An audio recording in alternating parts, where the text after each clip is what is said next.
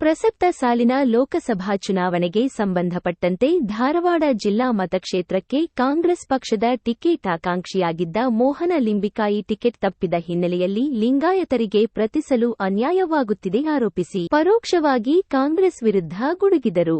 ಪತ್ರಿಕಾ ಸುದ್ದಿಗೋಷ್ಠಿ ಕುರಿತು ಮಾತನಾಡಿದ ಅವರು, ಪ್ರತಿ ಚುನಾವಣೆಯಲ್ಲಿ ರಾಷ್ಟ್ರೀಯ ಪಕ್ಷಗಳು ಲಿಂಗಾಯತರನ್ನ ಕಡೆಗಣಿಸುತ್ತಿವೆ.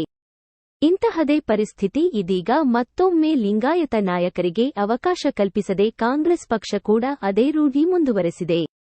ಇದರಿಂದ ಧಾರವಾಡ ಜಿಲ್ಲಾ ವ್ಯಾಪ್ತಿಯಲ್ಲಿ ಲಿಂಗಾಯತರ ಹೆಚ್ಚಿನ ಮತಗಳು ಇರುವುದನ್ನ ಪಕ್ಷ ಮರೆತಂತಿದೆ. ಆದರೆ ಈ ಬಾರಿ ನಡೆಯುವ ಲೋಕಸಭಾ ಚುನಾವಣೆಗೆ ಪಕ್ಷ ಲಿಂಗಾಯತರನ್ನ ಕಡೆಗಣಿಸುವ ಮೂಲಕ ಮತ್ತೊಮ್ಮೆ ಹತಾಶೆಗೊಳಿಸಿದ್ದು ಕೂಡ ನಿಜ. ಇನ್ನು ಲಿಂಗಾಯತ ನಾಯಕರ ಪೈಕಿ ಲೋಕಸಭಾ ಚುನಾವಣಾ ಪ್ರಬಲ ಟಿಕೆಟ್ ಆಕಾಂಕ್ಷಿಯಾಗಿದ್ದ ನನಗೂ ನಿರಾಸೆ ಮೂಡಿಸಿದೆ. ಹೊರತು ಜಮ್ಮು ಕಾಶ್ಮೀರದಲ್ಲಿ ಉತ್ತರ ಪ್ರದೇಶಕ್ಕೆ ಉತ್ತರ ಕರ್ನಾಟಕದಲ್ಲಿ ಹೆಚ್ಚು ಜನ ಲಿಂಗಾಯತರಿರೋದ್ರಿಂದ ಇಲ್ಲಿ ಅವ್ರ ಬೇಡಿಕೆ ಇದೆ. ಬೇರೆ ಕಡೆ ಸಮಾಧಾನ ಮಾಡ್ತಾರೆ ಅಂತ ತಿಳ್ಕೊಂಡಂಥದ್ದು ಆಗೋದಿಲ್ಲ. ಇಲ್ಲಿ ವಿಶೇಷವಾಗಿ ಯಾಕೆ ಹೇಳ್ತಾರೆ ಅಂದ್ರೆ ಉತ್ತರ ಕರ್ನಾಟಕ ಹೆಚ್ಚಿನ ಸಂಖ್ಯೆಯೊಳಗೆ ಲಿಂಗಾಯತರದಾರ. ನಿಮ್ಮ ಲೆಕ್ಕದ ಪ್ರಕಾರ ಎಷ್ಟು ಟಿಕೆಟ್ ಕೊಡಬೇಕಾಗಿತ್ತು? ಲೆಕ್ಕದ ಪ್ರಕಾರ ಅಲ್ಲ, ಲೆಕ್ಕದ ಮಾತಾಡಕತ್ತಿರುವಾಗ ನಾನು ನಿಮ್ಮ ಲೆಕ್ಕದ ಪ್ರಕಾರ ಕೇಳಾಕತ್ತಿರೋದು. ನಿಮ್ಮ ಲೆಕ್ಕದ ಪ್ರಕಾರ ಅಲ್ಲ, ಈಗ ನಿಮ್ಗೆ ಹೇಳಿದಲ್ಲ, ಬಿಜೆಪಿ 9 ಜನ ಕೊಟ್ಟರಲ್ಲ, 5 ಜನ ಕೊಟ್ಟರ ಅಂತ ಹೇಳಿದಲ್ಲ. ನಿಮ್ಗೀಗ ಎಲ್ಲಿ ಕೊಡಬೇಕಾಗಿರ್ತಿತ್ತಲ್ಲ, ಎಲ್ಲಿ ಕೊಡಬೇಕಾಗಿತ್ತು ಅಲ್ಲಿ ಕೊಟ್ಟಿದ್ದು ಇನ್ನೂ ಚೆನ್ನಾಗಿರ್ತಿತ್ತು ಅಂತ ನಾ ಹೇಳಿದೆ. ಅಲ್ಲಿ ಏನು ಈಗ ಅಲ್ಲಿ ಅವ್ರಿಗೆ ಲಿಂಗಾಯತರ ಅವ್ರು ಬೆನ್ನತ್ತಿಲ್ಲ, ಲಿಂಗಾಯತರ ಓಟ್ ಹಾಕಿಲ್ಲ. ಲಿಂಗಾಯತ ಅಸೆಂಬ್ಲಿ ಒಳಗೆ ಕಾಂಗ್ರೆಸ್ ಓಟ್ ಹಾಕ್ಯಾರ. ಇನ್ನೂ ಹೆಚ್ಚು ಸಂಖ್ಯೆ ಒಳಗೆ ಲಿಂಗಾಯತ ಟಿಕೆಟ್ ಕೊಟ್ಟಿದ್ರು ಅಂತಂದ್ರೆ ಇನ್ನೂ ಹೆಚ್ಚು ಅನುಕೂಲ ಆಗ್ತಿತ್ತು. ಲಿಂಗಾಯತ ಸಮಾಧಾನ ಆಗ್ತಿದ್ರು. ಲಿಂಗಾಯತರು ಹೆಚ್ಚು ಸಂಖ್ಯೆ ಒಳಗೆ ಎಂಪಿಗೆ ಆಸೆ ಬರ್ತಿದ್ರು. ಈಗ ತಾವು ಸುದ್ದಿಗೋಷ್ಠಿಯಲ್ಲಿ ಪಕ್ಷದೊಳಗೆ ನಾವು ಇದ್ದಾಗ ಪಕ್ಷದ ವಿರೋಧಿಯಾಗಿ ನಾವು ಕೆಲಸ ಮಾಡ್ತೇನೆ ಅಂತ ಶುದ್ಧ ತಪ್ಪು, ಮಾಡ್ಲಿಕ್ಕೆ ಆಗೋದಿಲ್ಲ.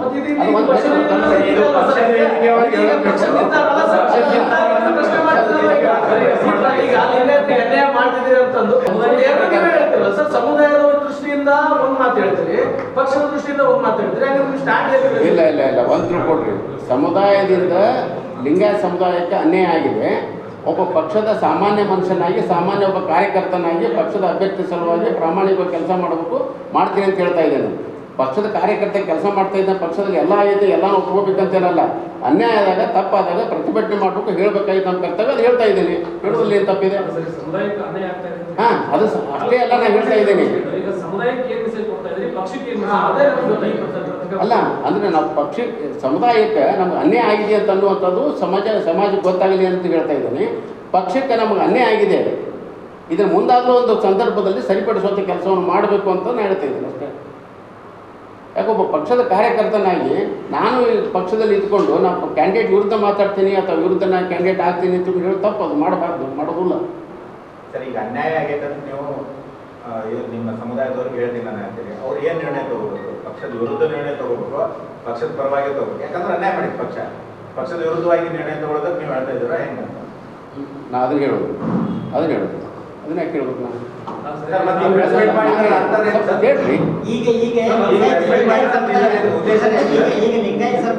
ಇಲ್ಲ ಅನ್ನೋದು ತಿಳ್ಕೊಡ್ರಿ. ಆದ್ರೆ ಲಿಂಗಾಯತರು ಕಾಂಗ್ರೆಸ್ನಿಂದ ಗುರುತಿಸಿಕೊಂಡಿದ್ದಾರೆ, ಕಾಂಗ್ರೆಸ್ನಿಂದ ಇದ್ದಾರೆ ಅಂತ ಅನ್ನೋದನ್ನು ಕೂಡ ಸ್ಪಷ್ಟವಾಗಿ ನಾನು ಹೇಳಿದ್ದೇನೆ. ಅದಕ್ಕೆ ಕಾರಣ ಐತಿ. 46 ಜನ ಉಮೇದುವಾರ ಕೊಟ್ಟರೆ ಅದರ 37 ಜನ ಆರಿಸಿ ಬಂದಾರಂತಲೂ ಕೂಡ ನಾನು ಹೇಳ್ತಾ ಇದ್ದೇನೆ.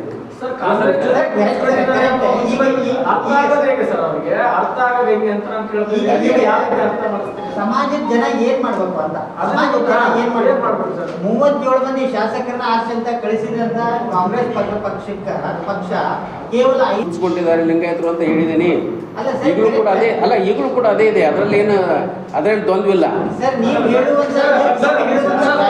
ಈ ತಪ್ಪಿಸೋದ್ರ ಒಂದಿಗೆ ಲಿಂಗಾಯತ ಸಮುದಾಯಕ್ಕೆ ಇನ್ನು ಹೆಚ್ಚಿನ ಸಂಖ್ಯೆಯಲ್ಲಿ ಟಿಕೆಟ್ ಕೊಡಬೇಕಾಗಿತ್ತು ಅಂತ ಅನ್ನೋದು ಕೂಡ ಅಷ್ಟೇ ಮುಖ್ಯ. ಕಾಂಗ್ರೆಸ್ ಟಿಕೆಟ್ ಕೊಟ್ಟಿಲ್ಲ 5 ಜನ, ಹಾಗಾದ್ರೆ ಬಿಜೆಪಿ 9 ಜನ ಕೊಟ್ಟಿದೆ ಅಂದ್ರೆ ಲಿಂಗಾಯತರು ಬಿಜೆಪಿಗೆ ಬೆಂಬಲಿಸಬೇಕಂತ ಇಲ್ಲ. ಈಗ ಕೊಟ್ಟರೂ ಸಹಿತವಾಗಿ ಲಿಂಗಾಯತರು ಕಾಂಗ್ರೆಸ್ನೊಂದಿಗೆ ಅದಾರ ಅಂತ ಅನ್ನೋದನ್ನು ಈ ಒಂದು ಪತ್ರಿಕೋಷ್ಠಿ ಮೂಲಕ ನಾನು ಹೇಳ್ತಾ ಇದ್ದೀನಿ. ಇವನ್ ಅಸೆಂಬ್ಲಿ ಒಂದಿಸ್ ಕನ್ಫ್ಯೂಸ್ ಮಾಡ್ಕೊಂಡು ನಿಮ್ಗೆ ಹೇಳ್ತೀನಿ. ಈಗ 51-55 ಜನ ಕೊಟ್ಟಿದ್ರು ಬಿಜೆಪಿಯಿಂದ ಅಸೆಂಬ್ಲಿ ಒಳಗೆ. ಆದರೂ ಸಹಿತವಾಗಿ ಜನರು ಕಾಂಗ್ರೆಸ್ ಮಾಡಿದ ಕೆಲಸವನ್ನು ಗುರುತಿಸಿ ಕಾಂಗ್ರೆಸ್ನಿಂದ ಗುರುತಿಸ್ಕೊಂಡು ಕಾಂಗ್ರೆಸ್ಸನ್ನೇ ಹೆಚ್ಚು ಶಾಸಕರನ್ನ ಆರಿಸ್ಕೊಂಡ್ಬಂದಾರ. ಈಗಲೂ ಸಹಿತವಾಗಿ ಕಾಂಗ್ರೆಸ್ಸಿನ ಹೆಚ್ಚು MP ಗಳನ್ನ ಆರಿಸ್ಕೊಂಡ್ಬರ್ತಾರ, ಕಾಂಗ್ರೆಸ್ನೊಂದಿಗೆ ಇರ್ತಾರ, ಕಾಂಗ್ರೆಸ್ಗೆ ವೋಟ್ ಹಾಕಬೇಕು, ಅದರಲ್ಲಿ ತೊಂದರಿಲ್ಲ. ಆದರೂ ಸಹ ಪಕ್ಷ ನೀಡುವ ಜವಾಬ್ದಾರಿಗೆ ಬದ್ಧನಾಗಿರುತ್ತೇನೆಂದು ಹೇಳುವ ಮೂಲಕ ಕಾಂಗ್ರೆಸ್ನಲ್ಲಿ ಮತ್ತೊಮ್ಮೆ ಗುಂಪುಗಾರಿಕೆ ನಡೆಯುತ್ತಿರುವುದನ್ನು ಪರೋಕ್ಷವಾಗಿ ಭಿನ್ನಾಭಿಪ್ರಾಯದ ಮೂಲಕ ಹೊರಹಾಕಿದ್ದು ಬಿಜೆಪಿ ಅಭ್ಯರ್ಥಿಗೆ ಕಾಂಗ್ರೆಸ್ ಪಕ್ಷವೇ ಸುಗಮದಾರಿ ಮಾಡಿಕೊಟ್ಟಂತಾಗಿದೆ.